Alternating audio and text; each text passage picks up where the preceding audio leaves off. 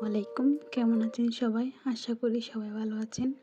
আল্লাহর অশেষ রহমতে আমিও ভালো আছি। মনিস ডেইলি লাইফ থেকে আমি মনি।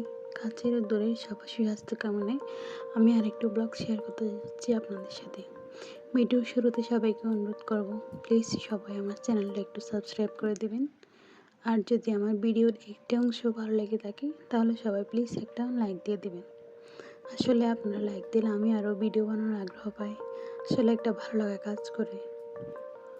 আজকে ইফতার নিয়ে মনটা একটু ভারী হয়ে আছে, কারণ সরাসরি কিছু না বলেও কথার আড়ালে অনেক কিছুই বলে যাই আমি।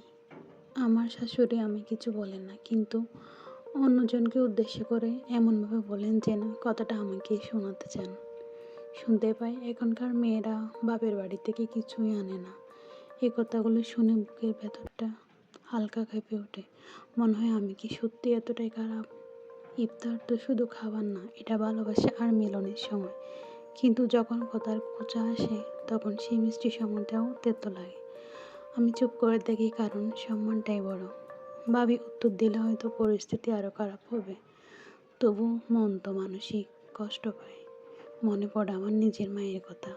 তিনি সবসময় বলতেন সংসারে ধৈর্যই সবচেয়ে বড় শক্তি। তাই নিজেকে বোঝায় সময় সব ঠিক করে দেয়। আমি চাই না ইফতারের সময় কোনো ঝগড়া বা মনোমালিন্য হোক। আমি চাই সবাই একসাথে বসে হাসি মুখে খায়, কিন্তু খোঁচা দেওয়া কথাগুলো মাঝে মাঝে চোখে পানি এনে দেয়। তখন মনে মনে আল্লাহর কাছে দোয়া করি যেন আমাকে ধৈর্য দেন আর মনটা শক্ত রাখেন। আমি জানি সব শাশুড়িরা খারাপ না, অনেকেই মেয়ের মতো ভালোবাসেন। হয়তো আমার শাশুড়ি একদিন আমাকে বুঝবেন। আমি চেষ্টা করি সব দায়িত্ব ঠিকভাবে পালন করতে। ইফতার টেবিল সাজাতে ভালোবাসি, সবাইকে খাইয়ে তৃপ্তি পাই, কারণ সংসার মানে তো একে অপরের নিয়ে চলা।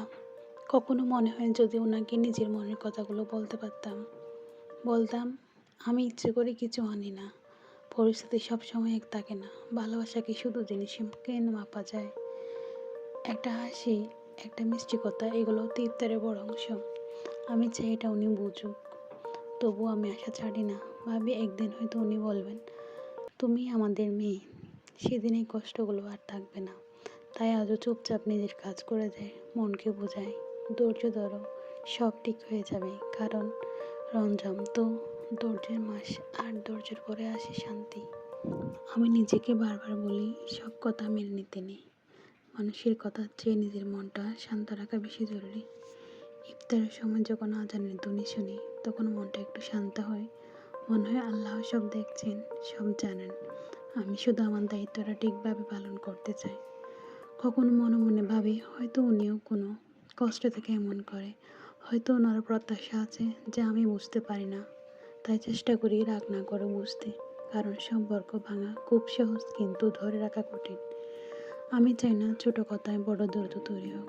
সংসারে শান্তি থাকলেই তো মন ভালো থাকে। তাই চুপ থেকে নিজের কাজ করে যায়। ইফতারের সময় সবার প্লেটে খাবার তুলে দিই, হাসি মুখে কথা বলি নেন খেয়ে নিন। হয়তো আমার এই চুপ থাকাটা একদিন ওনার মন নরম করবে। একদিন হয়তো উনি নিজেই বুঝবেন আমার ভালোবাসা আমি আসলে কী চাই, কতটুকু ভালোবাসা চেয়েছি ওনাদের কাছে। সেদিন হয়তো উনি বলবেন তুমি কষ্ট পেও না। সে আশাতে মনটা শক্ত রাখি, কারণ আমি বিশ্বাস করি ধৈর্যের ফল সবসময় মিষ্টি হয়। ভিডিওর মাঝখানে সবাইকে অনুরোধ করব, সবাই প্লিজ আমার চ্যানেলটা সাবস্ক্রাইব করে দেবেন। যদি একটি অংশ ভালো লাগে ভিডিও, আসলে খুবই কষ্ট লাগে যখন নিজের বাপের বাড়ি ছেড়ে অন্য বাড়িতে থাকতে হয়।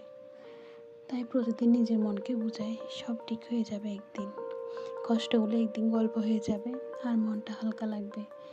ইফতারের দোয়ার সময় চুপচাপ সবার জন্য দোয়া করি, বিশেষ করে ওনার জন্য, যেন ওনার মনটা নরম হয়। কারণ রাগ দিয়ে নয়, ভালোবাসা দিয়ে মানুষকে জয় করা যায়। আমি বিশ্বাস করি নীরব ভালোবাসা একদিন ঠিকই বোঝা যায়। তাই আজও হাসি মুখে সব সহ্য করে যাই, নিজেকে বলি ধৈর্য ধরো, সময় বদলাবে, একদিন এই সংসারটাই আমার আপন হয়ে উঠবে। আজকের ব্লগে এইটুকুই। সবাই আমার জন্য দোয়া করবেন। আসসালামু আলাইকুম, টাটা সবাইকে।